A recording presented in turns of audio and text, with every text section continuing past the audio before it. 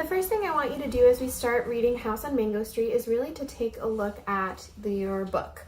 This is the cover that I have. This is the version that I have. You might have one that looks a little bit different, but just take a couple moments to look at the book itself. I want you to notice what visuals you see. On this book, we have a red building. We have what looks like maybe a telephone pole at the top, so that's what gives us the clue that maybe it's a building or a home. We have our author's name, Sandra Cisneros. Remember her name because we will go through who she is a little bit more in depth in a few minutes. On the back of the book is a picture. If I read the caption next to the picture, it shows that this is the author of the book. It also has a little bit of explanation about the book and some reviews by people who have read it and enjoyed it. So acclaimed by critics, beloved by readers of all ages, taught everywhere from grade schools to universities across the country and translated all over the world, The House on Mango Street is the remarkable story of Esperanza Cordero. Told in a story of vignettes, sometimes heartbreaking, sometimes deeply joyous, it is the story of a young Latina girl showing up in Chicago, inventing for herself and what she will become. Few other books in our time have touched so many readers.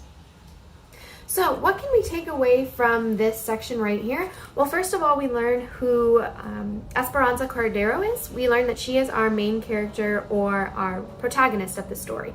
We learn that she is growing up in Chicago. We learn that she is Latina, and it kind of gives us a hint that this book is going to be a coming of age story. So coming of age means that it's going to be a book that talks about growing up and the challenges and the ups and downs of what it means to become an adult. So this is a great book for readers of all ages because whether you're young or old, you can resonate with this idea.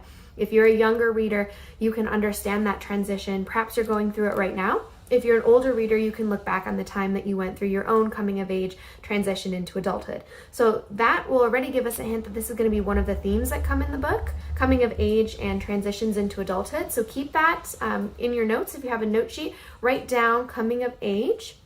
And that's really where we're going to start today. So Esperanza Cordero, coming of age story, Latina growing up in Chicago. One of the great things about this book is that we also find, just simply looking at the back cover, it tells us that this book has been translated into many different languages. And if we look at our author's last name and the main character, Esperanza Cordero, we can start to make an inference, which is an educated guess, that this book might have to do a little bit with our author's own heritage. Perhaps it has ties to nonfiction or to real events in her life. We'll have to see. But that is all what we can get from just looking at the book itself.